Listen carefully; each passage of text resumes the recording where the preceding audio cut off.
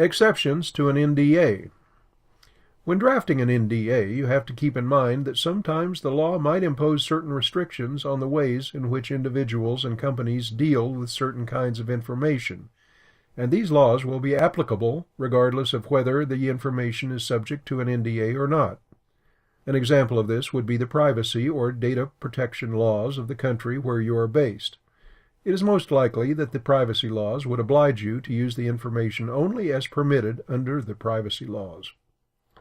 There might be money laundering regulations and rules in your country which might place an obligation on any person to disclose or report such information if they suspect any illegal activities, and this can be done in spite of the person disclosing being party to a confidentiality agreement.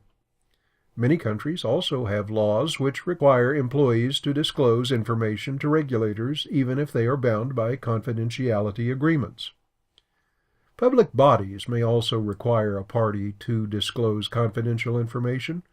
For example, the European Commission has wide-ranging powers to investigate potential breaches of EU competition law. A court may also make an order to a party to disclose information, which will take precedence over any non-disclosure obligations.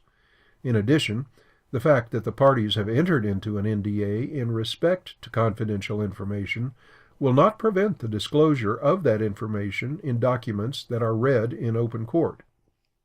Furthermore, case law has established that issues of public interest override implied or expressed terms of an NDA.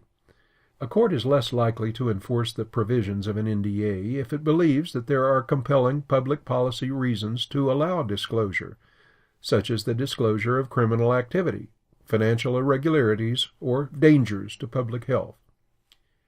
Information in the public domain also cannot be protected by an NDA. Information will be in the public domain if a member of the public would have no difficulty in acquiring it.